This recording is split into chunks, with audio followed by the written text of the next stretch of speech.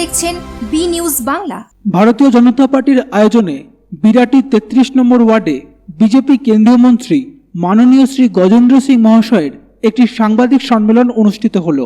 সেখানে উপস্থিত ছিলেন উত্তর শহরতলি জেলার বিজেপি প্রেসিডেন্ট কিশোর কর, জেনারেল সেক্রেটারি চণ্ডীচরণ রায়, উত্তর শহরতলি জেলার প্রাক্তন সভাপতি মানস ভট্টাচার্য, সোমনাথ চক্রবর্তী, জেলার নেতা বেণুদেব সহ অন্যান্য নেতৃত্ব। এদিন মাননীয় মন্ত্রী গজেন্দ্র সিং সাংবাদিকদের মুখোমুখি হয়ে বর্তমান বাংলার সাম্প্রতিক হিংসাত্মক রাজনীতি অচলাবস্থা নিয়ে কড়া প্রতিক্রিয়া দেন। দেখুন এদিন তিনি ঠিক কি বলেছেন। इस बात पर विश्वास होता है कि जिन लोगों ने देश की आज़ादी के लिए बंगाल से संघर्ष किया, निश्चित ही उनकी आत्मा रुदन करती होगी, क्रंदन करती होगी बंगाल की वर्तमान की दशा को देखकर। बंगाल में जिस तरह से राजनीति का अपराधीकरण हुआ है, जिस तरह से प्रशासनिक व्यवस्था का राजनीतिकरण हुआ है, जिस तरह से भ्रष्टाचार का इंस्टीट्यूशनलाइजेशन हुआ है, संस्थागतकरण हुआ है, टोलबाजी, सिंडिकेट, ये सब बंगाल के लिए अब आम बोलचाल की भाषा के शब्द बन गए। देश की सरकार द्वारा गरीब के कल्याण के लिए, सर्वहारा वर्ग के जीवन में परिवर्तन लाने के लिए और इस लक्ष्य के साथ कि देश का साधारण मानव मूलभूत आवश्यकताओं के संघर्ष से ऊपर उठ पाए, उनसे मुक्त हो पाए, ताकि वो जीवन में अन्य विषयों पर विचार कर उनके ऊपर काम कर सके। इस दृष्टिकोण से माननीय नरेंद्र मोदी जी के नेतृत्व में अनेक योजनाएं प्रारंभ की गई।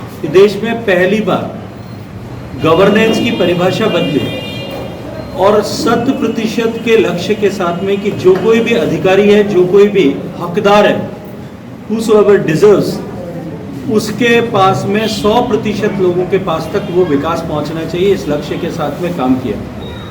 किसानों के जीवन में परिवर्तन आए, खुशहाली आए, उसके लिए कृषि व्यवस्था की तरफ देखने का नजरिया बदल के प्रोडक्शन सेंट्रिक अप्रोच की बजाय प्रॉफिट सेंट्रिक अप्रोच, कि किसान की आमदनी को किस तरह से बढ़ाया जाए और एक लक्ष्यावधि में आमदनी को दुगना किस तरह से किया जाए, इस दृष्टिकोण से माननीय नरेंद्र मोदी जी की सरकार ने अनेक योजनाएं प्रारंभ की। होबेना तो मुझे लगता है, मैं कई बार सोचता हूँ, एक दिन मुझे एक छोटे बच्चे ने पूछा कि इनको होबेना के अलावा कुछ आता है कि नहीं आता। वो प्रगति के लिए कोई भी बात करते हैं तो वो होबेना ही कहते हैं। बंगाल का आदमी ये तय करेगा, ये ममता बनर्जी नहीं तय करेंगी, बंगाल का मतदाता ये तय करेगा कि वो इस विकास की दौड़ में, इस विकास के रथ पर सवार होकर के इस समृद्ध और संपन्न भारत का हिस्सा बनना चाहते हैं कि नहीं बनना चाहते हैं। ये बंगाल के बच्चों का भविष्य बनाना चाहते हैं कि नहीं बनाना चाहते हैं, ये बंगाल का मतदाता तय करेगा। ममता बनर्जी अभी 4 महीने ही तय करने वाली, उसके बाद में दिलीप घोष जी ने कहा है कि गुजरात एक जो है वो विकसित प्रदेश है, इंडस्ट्रियल डेवलपमेंट वहाँ हुआ है, इरिगेशन का डेवलपमेंट वहाँ हुआ है। इतने पानी का संसाधन होते हुए भी बंगाल का इरिगेशन स्टेटस और गुजरात का इरिगेशन स्टेटस क्या है? गुजरात में 90% लोगों के घर तक पीने का पानी नल से पहुंचता है, बंगाल में 3.86% लोगों के घर तक पहुंचता है। क्या आप नहीं चाहते कि आपके बंगाल में 90% या 100% महिलाओं को पीने का पानी घर में मिलना चाहिए?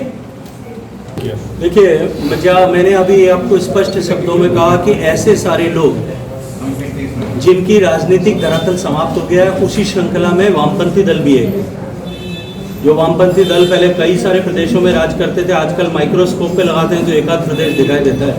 तो ऐसे सारे लोग जो परिवारवादी पार्टी के हिस्सा हैं या समाप्त होती हुई पार्टी के हिस्सा हैं, वो सब लोग एकत्रित होकर के ऐसे बयानबाजी कर रहे हैं। सीए लागू होगा, पूरे देश में लागू होगा और पूरे देश में शीघ्र एक साथ में लागू। कैमरा दीप ब्रह्मचारी रिपोर्ट। সাবস্ক্রাইব করে সঙ্গে থাকুন বি নিউজ বাংলা নেটওয়ার্ক।